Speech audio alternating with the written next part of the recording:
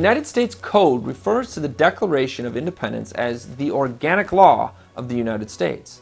And the Declaration clearly claims that there is an almighty creator, God, that our rights come from Him, and that the purpose of civil government is to protect and defend the God-given rights of the people. The Declaration makes reference to the Bible, God's Word, as the source of earthly legal authority. Civil government includes federal, state, and local city governments, like the town of Rienzi, Mississippi, where this past weekend more than 1/3 of the town's population showed up to a rally in defense of a Christian flag flying over their Veterans Memorial Park. It seems the Freedom from Religion organization wrote a letter that threatened a $500,000 lawsuit against the small town of 300 people if the flag wasn't taken down. Some folks, like organizer Kevin Nouns, responded like Americans, declaring, "We're not going to let other people or a foundation or anybody else up in Wisconsin tell us that we can't fly our flag. You're going to take one down, we're going to put 100 back up." Unfortunately, there were city government leaders showing a bit more bewilderment and naivete.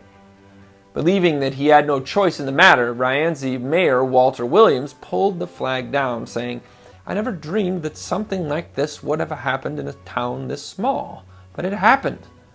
I'm sure this mayor is shocked that the First Amendment, which states Congress shall make no law respecting establishment of religion or prohibiting the free exercise thereof, would be used as a legal threat by an assailing organization that hates God. So the legal question I present to you is whether the city has broken the law by flying a Christian flag, among others, at a veterans memorial. In other words, does flying a flag equate to Congress making a law, the effect of which is to establish an official United States religion?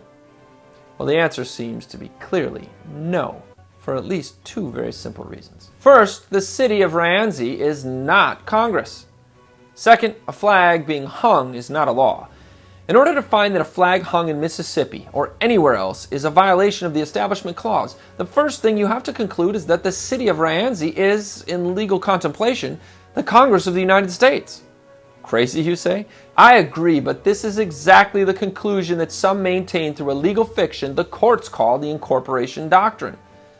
George Washington, our first president, commander-in-chief of the armed forces, that won the war for our independence, and the president of the Congress that gave us our Constitution and the First Amendment, insisted of all the dispositions and habits which lead to political prosperity, religion and morality are indispensable supports.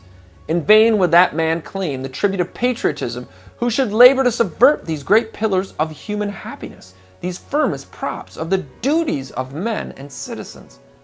In other words, George Washington would have called dysfunctional organizations like the Freedom from Religion unpatriotic and therefore un-American. So along with the city of Rienzi, let's be patriots and hang our Christian flags.